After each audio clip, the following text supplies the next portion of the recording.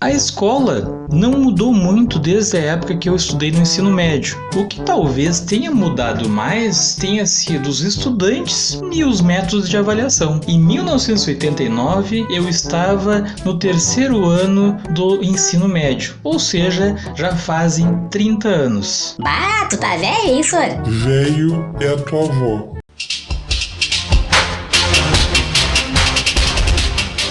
O equivalente ao ensino médio na minha época era o chamado de segundo grau. Que era a mesma merda. Quer dizer, é quase a mesma coisa. Os mesmos 3 anos que nós temos hoje. Sei. Mas o meu era um curso técnico em agropecuária, que era junto com o antigo segundo grau. E nós tínhamos aula o dia todo, para poder ter as disciplinas do médio, matemática, física, português, geografia, e as disciplinas do técnico, horticultura, silvicultura, floricultura, bovinocultura. E tudo que tinha cultura no final. Em 1989, não tinha internet. Havia mais interação entre os alunos. Aí, na hora do intervalo, o que a gente fazia? Ficava tocando violão e cantando as músicas da época, das bandas da época. Paralamas do Sucesso, Titãs, Nenhum de Nós, Legião Urbana, Raul Seixas. Aliás, o Raul Seixas faleceu em 1989. Ou se não, levava um rádio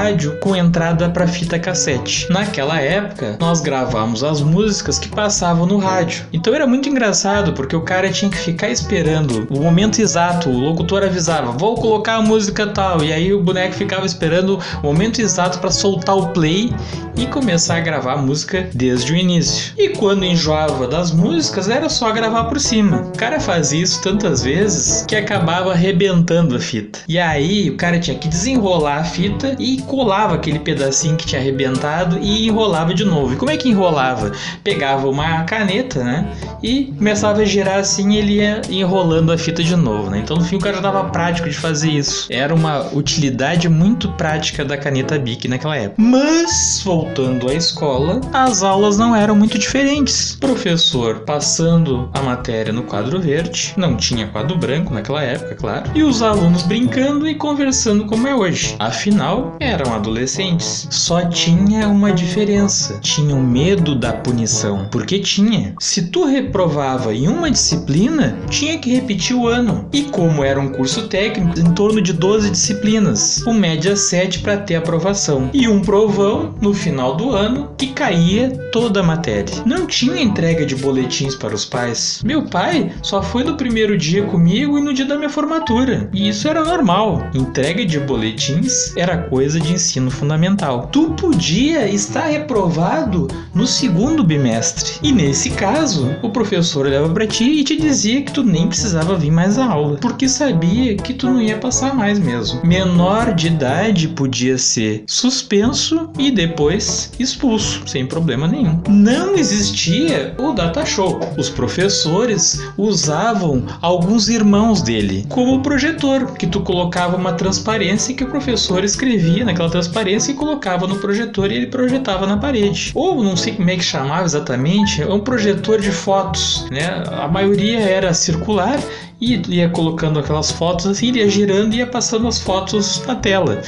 Tu tinha que mandar fazer essas fotos, não era tão simples pegar qualquer foto e colocar ali. E o episcópio, que inclusive ainda tem lá na escola que eu dou aula, que era uma espécie de projetor que tu podia colocar um livro em cima e ele projetava na tela também. Na época era muito legal. As provas eram geradas no mimeógrafo. Aliás, era uma das melhores coisas. Ou melhor, a única coisa boa de fazer prova. Porque o cara ficava se chapando com o cheirinho de algo que vinha na prova. As avaliações que eram mais aplicadas eram as provas mesmo. Trabalho, quando tinha, era individual. Na escola agrícola, ainda por cima, tinha o trote, que nem acontece nas universidades, só que pior, porque tu era bicho o ano todo. Ou seja, ficava levando trote o ano todo. O batismo era com um monte de tapa na cabeça. E se tu ficasse brabo, virava bicho eterno. E se tu ficasse brabo, virava bicho abostado. Era uma espécie de bicho de classe mais baixa. Levava trote todos os dias e toda hora. Inclusive de outros bichos. E tinha o baile dos bichos. Nesse baile, colocavam a música da época. Bicho dos Titãs. Bichos